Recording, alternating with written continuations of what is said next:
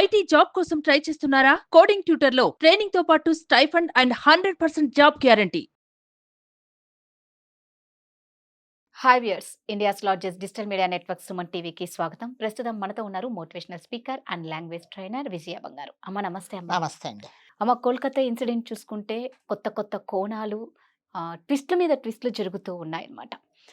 దీంట్లోనే మనం చూసుకుంటే సంజయ్ రాయ్కి పాలిగ్రాఫ్ టెస్ట్ చేశారు. అసలు ఈ పాలిగ్రాఫ్ టెస్ట్లో సంజయ్ రాయ్ ఏం చెప్పారు? యాక్చువల్గా ఇన్సిడెంట్ జరిగిన తర్వాత అతను పోలీసులు పట్టుకున్నప్పుడు క్యాచ్ చేసినప్పుడు ఏం చెప్పాడంటే, అవును నేనే చేశాను ఈ తప్పు, నన్ను ఉరి తీయండి అని చాలా ధైర్యంగా నిస్సిగ్గుగా, అంటే నేను ఏదో చాలా ఘనకార్యం చేసినట్టుగా చాలా ధైర్యంగా చెప్పాడు. అంటే ఆ చెప్పినప్పుడు ఏమాత్రం పశ్చాత్తాపం కానీ, నేను ఇంత ఒక అమాయకురాలి జీవితాన్ని నాశనం చేశాను అని కానీ, ఒక కుటుంబానికి చాలా బాధ కలిగించానని ఏమాత్రం బాధ లేకుండా చాలా ఇదిగా చెప్పాడు.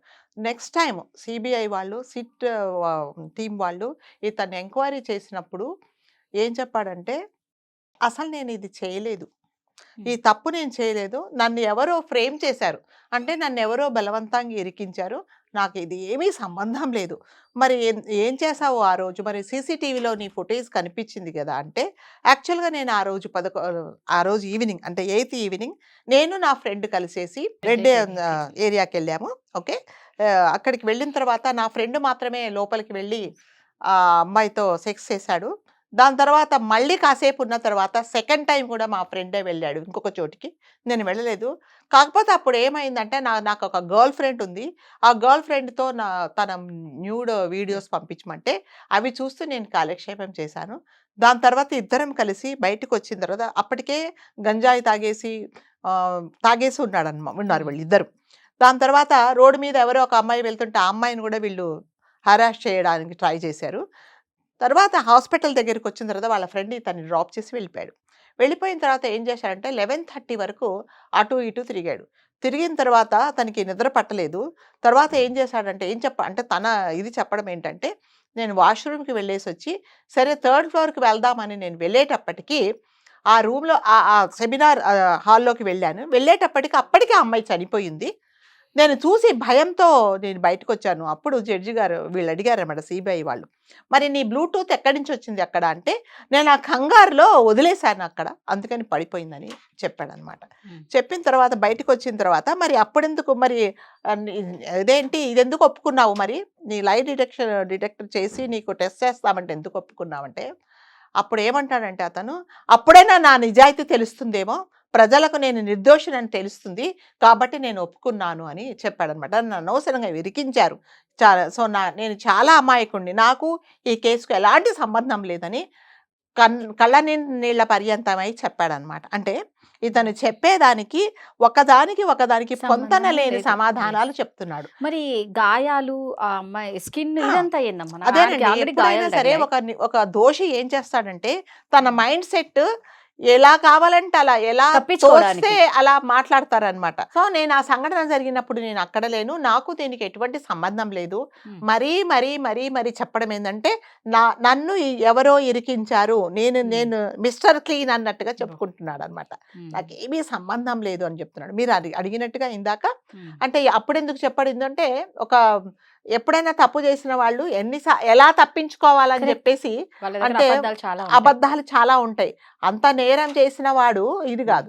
సో ఇంకొకటి ఏంటంటే, ఎక్కడైతే ఇది జరిగిందో యాక్చువల్గా ఆ సెమినార్ రూమ్లో డోర్ బెల్ట్ లేదండి, డోర్ బెల్ట్ లేదు. సో ఎప్పుడైనా సరే ఒక అఘాయిత్యం చేయడానికి, ఒక నేరం చేయడానికి వాడు వెళ్ళినప్పుడు ఎవరైనా సరే ఏం చెక్ చేసుకుంటారు, ఫస్ట్ వాడు డోర్ వేస్తారు కదా, ఆ డోర్ వేయకుండా ఇది చేశాడు అంటే ఇది అసలు అక్కడ జరగలేదు, అది అక్కడ జరగలేదు, ఈమె మీద అఘాయిత్యం జరగలేదు, ఈమెను తీసుకెళ్ళి ఎక్కడో చేసి ఇక్కడ తీసుకొచ్చి, అంటే జనరల్గా సెమినార్ రూమ్లో ఎటువంటి బ్లూ బ్లాంకెట్స్ ఇలాంటివి ఏమి ఉండవండి.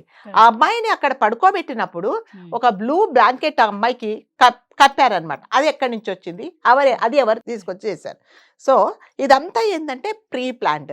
ఒకవేళ వాళ్ళు అనుకున్నట్టు వర్షన్ ప్రకారమే పోనీ సెమినార్ రూమ్లో జరిగితే, అది డోర్ బెల్ట్ లేనప్పుడు ఆటోమేటిక్గా అది తెచ్చుకోవడం మూసుకోవడం అనేది జరుగుతుంటుంది. దట్టు తెల్లవారుజామున 4 గంటలకు చాలా పిన్ డ్రాప్ సైలెన్స్ ఉంటుంది, అవునా? Yes. అంటే ఒక చిన్న శబ్దం వచ్చిన, ఇప్పుడు మనం ఒక రూమ్ లో ఒక్కరు మాట్లాడితే చాలా శబ్దం, Resound నైట్ పూట వస్తుంది. ఎప్పుడైనా Yes. మాట్లాడితే మన సౌండ్ రీసౌండ్ Yes. వస్తుంది.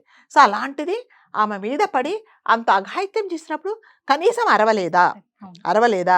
మరి బయట వాళ్ళకు తెలియదా? ఎవరికి వినిపించలేదా అదంతా అంటే సౌండ్ ప్రూఫ్ అని అంటూ ఉన్నారు. లేదా. సౌండ్ ప్రూఫ్ అన్నప్పుడు తలుపు తెరుచుకుంటుంది తలుపు కదండి. తెరుచుకుంటుంది. Correct. Sound proof Yes. అన్నప్పుడు మీరు Right. అన్నట్టుగానే కరెక్టే, Hmm. బట్ తలుపు దానికి గొళ్ళెం లేదు కదా గొళ్ళెం దానికి. లేదు కదా. Yes. సో లేనప్పుడు అది తెరుచుకుంటుంది, మూసుకుంటుంది. Yes. సో అందుకని చెప్పేసి వాళ్ళు అది ఇదంతా ఏంటంటేనండి, అందరూ అన్నట్టుగా మనము సస్పెక్ట్ చేసుకున్నట్టుగా ఇది ప్రీ ప్లాన్డ్. Right. సో 90% ఆమెను అక్కడ చేయలేదు, ఎక్కడో తీసుకెళ్ళి, దట్టు ఇతను కూడా ఉన్నాడు, అతనితో పాటు దాదాపు 7-8 మంది ఇందులో ఇన్వాల్వ్ అయ్యారనమాట. Hmm. సో ప్రీ ప్లాన్డ్గా ఈమెను ఎక్కడికో తీసుకెళ్ళి ఈ అఘాయిత్యం చేసి తీసుకొచ్చారు. సో నాకు తెలిసిన ఇన్ఫర్మేషన్ ఇందులో ఒక అమ్మాయి కూడా ఉంది, Mhm.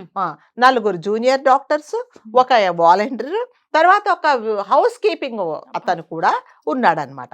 సో అందరితో పాటు సో ఇప్పుడు మన ఈ టెస్ట్ లై డిటెక్టర్ ఎవరెవరికి చేస్తున్నారంటే, కాలేజ్ ప్రిన్సిపల్ ఎవరైతే ఉన్నాడో అతను ఎవరు Sandeep Ghosh, Hmm. And vice principal ఎవరున్నాడో అతనికి సందీప్ వశిష్ఠ్, Hmm. ప్లస్ ఒక 4 జూనియర్ డాక్టర్స్, ఒక అదేంటి హౌస్ కీపింగ్ అంటే ఆ రోజు నేను మీకు ఇంతకుముందు ఎపిసోడ్స్ లో చెప్పినట్టు ఒకతను ఫ్రీక్వెంట్ గా వచ్చి Yes, మాట్లాడుతూ అవును. వెళ్ళిపోతున్నాడు. అన్నారు. సో ఇతనని సస్పెక్ట్ చేస్తారు, ప్లస్ ఒక వాలంటీర్ కూడా ఉన్నాడు దాంట్లో. సో సో దాదాపు 7 మంది దీంట్లో ఇన్వాల్వ్ అయ్యారు. సో ఇంకా ఎక్కువ మంది ఉన్నా కూడా తెలియదు. సో అందుకని వీళ్ళందరిది కలిపి ఒక టీం అన్నమాట. సో వీళ్ళందరూ ప్లాన్ చేశారండి, Hmm. ఎందుకంటే ఎదురు తిరిగింది. సో ఇప్పుడు జనరల్ గా అంటే ఇప్పుడు ఈ సంఘటన జరిగిన తర్వాత ప్రతి ఒక్కరు స్టూడెంట్స్ అందరూ బయటకు వచ్చి నాకు ఇలా జరిగింది, ప్రిన్సిపల్ నన్ను ఇలా అరెస్ట్ చేశాడు, నన్ను ఇలా చేశాడు, నాకు కూడా ఇలా జరిగింది అని.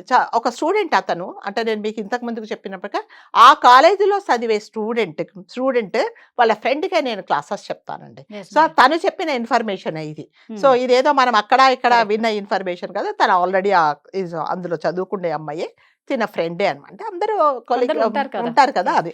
సో ఆ ఇన్ఫర్మేషన్ ప్రకారము Hmm. ఏంటంటే ఎప్పటి నుంచో కొన్ని సంవత్సరాల నుంచి ఇది జరుగుతుంది. Hmm. ఈ అమ్మాయిని కూడా చాలా అరెస్ట్ చేశారనమాట.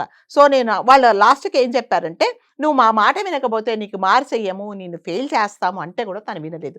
సో చాలా మంది అమ్మాయిలు ఈ ప్రిన్సిపల్ ఈ పాలిటీషియన్స్ దగ్గరికి ఎక్కడికి వెళ్ళమంటే ఆ అమ్మాయిలు వెళ్ళాలి, Hmm. అలా అయితేనే ఇతను మార్చేస్తాడనమాట.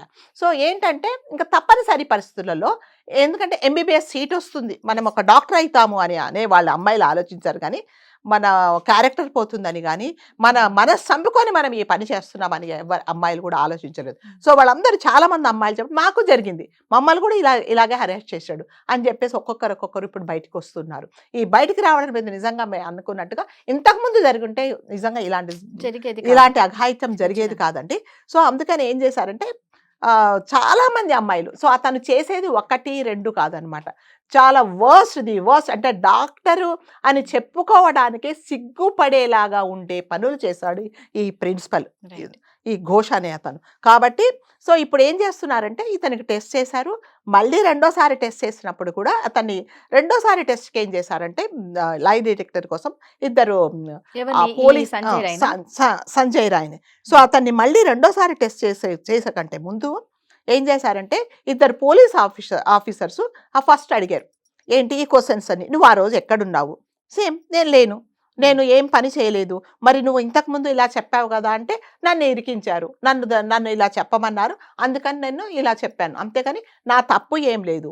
సో నన్ను ఒక పావును చేశారని చెప్తున్నాడు అనమాట అతను. అది ఎంతవరకు కరెక్టో తెలియదు. So at the same time ఇతని తరపున వాదించడానికి కవితా సర్కార్ అనే ఒక లాయర్ను ఇతనికి అలాట్ చేశారు, సంజయ్ రాయ్కి. సో అలాట్ చేసినప్పుడు కాకపోతే ఏంటంటే జనరల్గా ఈ మ్యాజిస్ట్రేట్ ముందే ఈ కేసు ఎవరైతే ఈ సిబిఐ వాళ్ళు ఇన్వెస్టిగేట్ చేయాలి.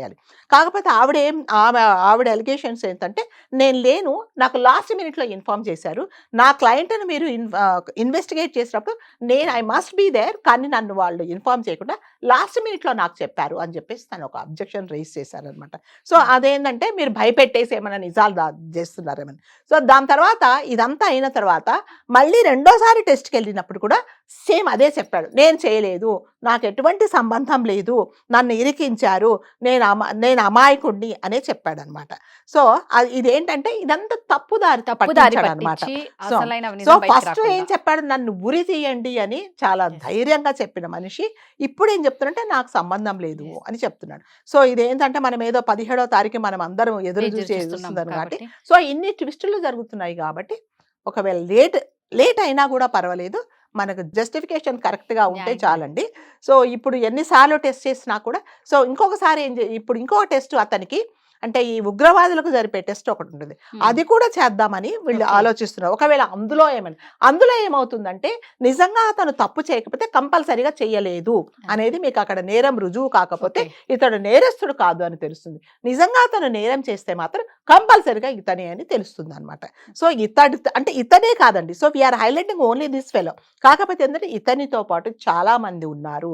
సో నేను ఫస్ట్ ఎపిసోడ్లో మనం మాట్లాడుకున్నాము, జూనియర్ డాక్టర్స్ ఉన్నారండి అందులో కూడా. సో ఈ జూనియర్ డాక్టర్స్ అంటే ఏంటంటే ఈ ప్రిన్సిపల్ మనుషులు అనమాట, వాళ్ళు ఎటు చెప్తే అటు వినేవాళ్ళు. సో అందుకని చెప్పేసి ఇతని మాట వినమని చెప్పి ఈమెను ఫోర్స్ చేశారు.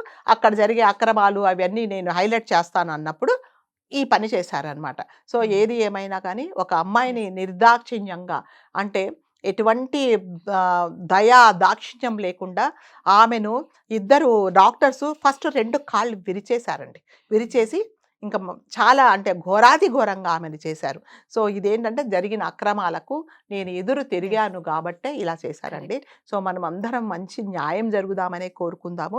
సో మీ సంజయ్ రాయ్ ఎప్పుడు ఏం చెప్తాడో, రేపు మధ్యలో మళ్ళీ నేను చేశానంటాడేమో, ఇంకొక టెస్ట్ చేస్తే చేయలేదని అంటాడేమో, అదంతా అది మనకి తెలియదండి. సో ఫైనల్గా అతని ఎప్పుడు కరెక్ట్గా నిజం చెప్తాడు అనేది మనం తెలుసుకున్నప్పుడు మాత్రమే అతని ద్వారా కొంచెం నిజం తెలుస్తుంది. మిగతాది 45 మందికి టెస్టులు చేయడానికి కూడా అందరూ ఒప్పుకున్నారు.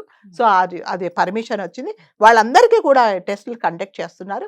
సో ఇప్పుడు జడ్జిమెంట్ ఎలా ఉంటుందంటే ఇవన్నీ ఒక ఫైనలైజ్ చేసి ఒక కన్క్లూజన్ రావాలంటే వీళ్ళందరి రిపోర్ట్స్ కంపేర్ చేసుకొని దాదాపు 2000-3000 పేజీల ఇది చేసి అప్పుడు జడ్జి గారికి సమర్పిస్తారనమాట. అందుకని మనం అందరం ఏం చేయాలంటే కనీసం వాడు ఇప్పుడన్నా రియలైజ్ అయిపోయి నేను చేస్తాను అనేది అక్కడ మనకు క్లియర్గా వీడియోలో కనిపిస్తుంది. వాడు ఎందుకు వెళ్ళావు నువ్వంటే నేను ఊరికే వెళ్ళాను వచ్చాననే చెప్తున్నాడే తప్ప మిగతాది ఒప్పుకోవటం లేదు. కాబట్టి మనం ఏం కోరుకుందామంటే మంచి జరగాలి, న్యాయం జరగాలనే కోరుకుందాము. కొంచెం లేట్ అయినా పర్వాలేదు కానీ అతనికి అమ్మాయికి బాధితురాలి కుటుంబానికి ఆమె ఆత్మకు శాంతి కలిగేలాగా న్యాయం జరగాలనే కోరుకుందాం. సూపర్ అమ్మ. సో ఏదైనా సరే అండి, ప్రజలందరూ కోరుకునేటట్లు ఆ అమ్మాయి వాళ్ళ కుటుంబానికి, బాధిత కుటుంబానికి న్యాయం జరగాలని అందరం మనస్ఫూర్తిగా కోరుకుంటూ ఆ అమ్మాయి ఆత్మ శాంతించాలని కోరుకుంటాం. థ్యాంక్ యూ అమ్మ. Thank you.